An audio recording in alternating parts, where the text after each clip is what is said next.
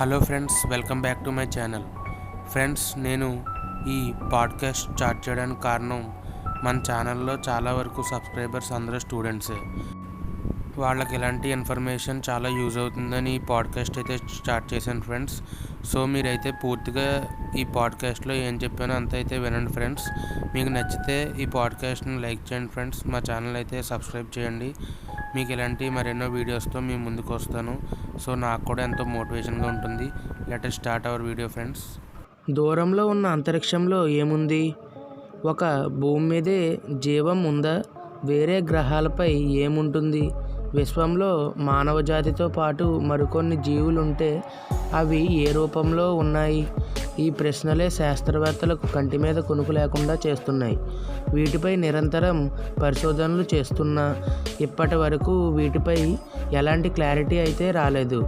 కానీ ఏలియన్స్ ఉన్నాయని కొందరు వాదిస్తే అవి నిజంగానే ఏదో గ్రహంపై ఉంటే మనతో ఎందుకు కాంటాక్ట్ కాలేకపోతున్నాయన్న వాదనలు కూడా బలంగానే వినిపిస్తున్నాయి. ఇప్పుడు ఈ వార్తలు కాకుండా ఒక కొత్తగా హాలో ఎర్త్ థియరీ వర్షన్కు సంబంధించిన వార్తలు సోషల్ మీడియాలో చక్కర్లు కొడుతున్నాయి. కొంతమంది సైంటిస్టులు భూమి లోపల కూడా ఏలియన్స్ ఉన్నాయని అభిప్రాయాన్ని వ్యక్తపరిచారు.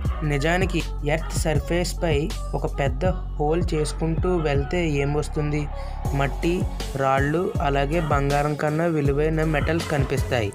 అయితే వీటన్నిటిని దాటుకుంటూ వెళ్ళినప్పుడు ఏకంగా ఒక ప్రపంచమే కనిపిస్తే ఏంటి, భూమి లోపల మరో ప్రపంచమా అని షాక్ అవుతున్నారా? అవును, మీరు విన్నది ముమ్మాటికి నిజమే. భూమి ఉపరితలాన్ని దాటుకుంటూ వెళ్తే ఓ నాగరికత లేదా విచిత్ర మనుషులు జీవం ఉంటుందని హాలో ఎర్త్ థియరీ చెబుతుంది. ఈ థియరీని ఎన్నో ఏషియన్ కల్చర్లు నమ్మాయి.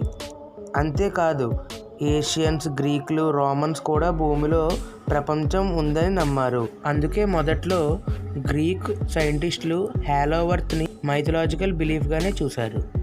ఇక ఈ ఎర్త్లో ఉండే జీవం మనకన్నా 100 రెట్లు అప్డేటెడ్ వర్షన్లో ఉంటుందంట.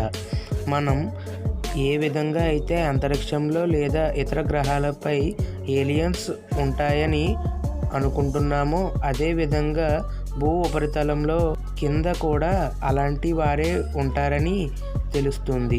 కొన్నిసార్లు ఆకాశంలో కనిపించే ఫ్లయింగ్ సాసర్లు, విచిత్ర ఆకారంలో ఉండే వస్తువులు కనిపించడం మనం చాలానే చూసాం. అయితే వాటిని ఏలియన్సే పంపించి మనల్ని కాంటాక్ట్ అయ్యేందుకు ప్రయత్నించాయని చెబుతున్నారు కొంతమంది సైంటిస్టులు. ప్లానెట్లో మరో సూర్యుడు ఉన్నాడని, రాత్రి వేళలో సూర్యుని వెలుగు తగ్గుతుందని, ఉదయం సమయంలో సూర్యుడి వెలుగు పెరుగుతుందంట. అయితే ఇవన్నీ కూడా హాలో ఎర్త్ థియరీని బేస్ చేసుకుని హాలో ఎర్త్ చెప్పిన విషయం ఇది. అయితే భూమి లోపల భాగంలో మరో ప్రపంచం ఉందన్న ఆలోచనతో కొన్ని ప్రయోగాలు కూడా చేశారు. మన భూమి యొక్క డెప్త్ 6371 కిలోమీటర్లు.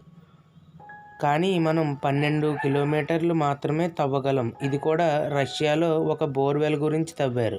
ఇంకా మనం తవ్వవలసిన depth 6359 kilometres.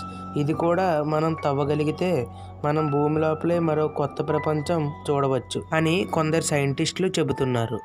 Thanks for watching. ఇలాంటి మరెన్నో వీడియోస్ కోసం మా ఛానల్ ఇప్పుడే సబ్స్క్రైబ్ చేయండి.